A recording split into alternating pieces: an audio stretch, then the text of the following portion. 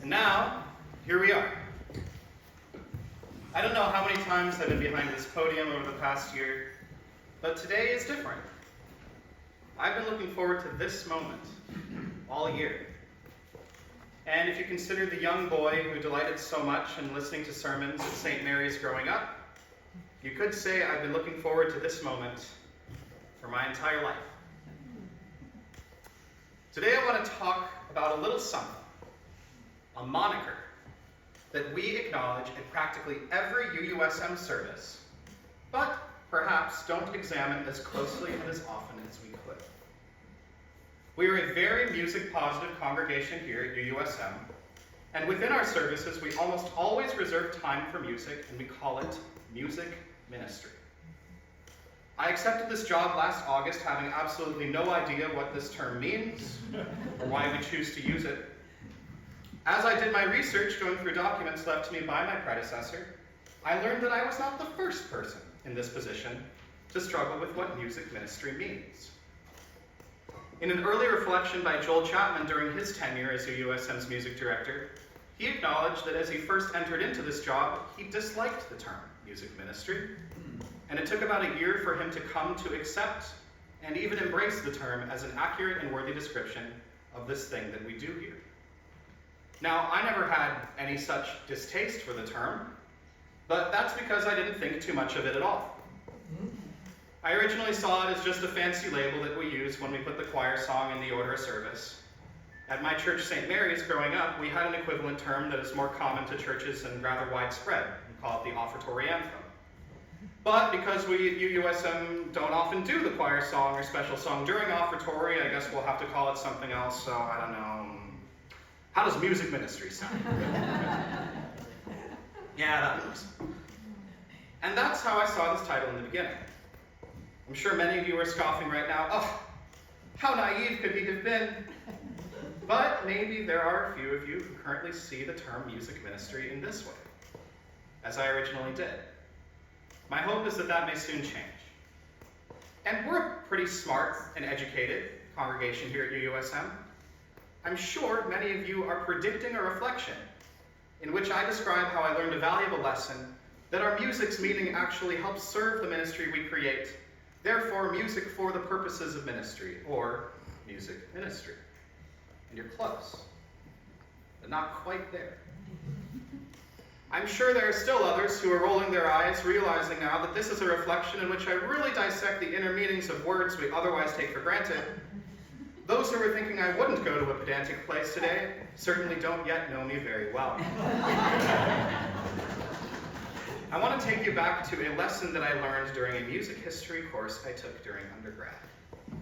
Some of the earliest documented examples of music that we know are in monastic chants, like Gregorian chants. Those are holy texts that were elevated by being sung as music. And I use this word elevation here. It's critical.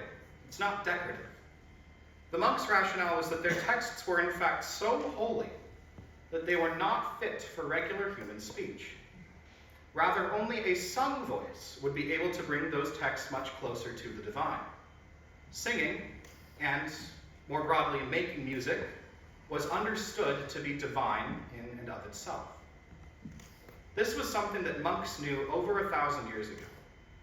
They didn't know about the existence of the Americas, or germs, or any planets in our solar system beyond Saturn, but they knew that music could be used to reach something that nothing else can. They knew this because it isn't something that ever needed to be discovered by scientists or by anyone else. It is something we've known possibly since the dawn of humanity, because it speaks to what it truly means to be human.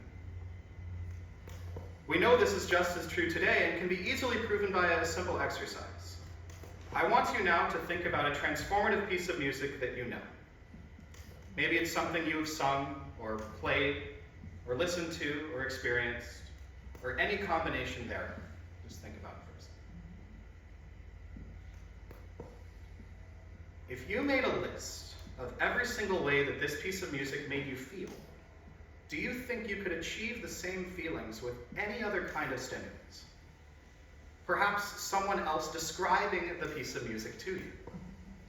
even reading you said list of all the things you should be feeling? Of course not. Therefore, empirically, music can make us feel things that nothing else can.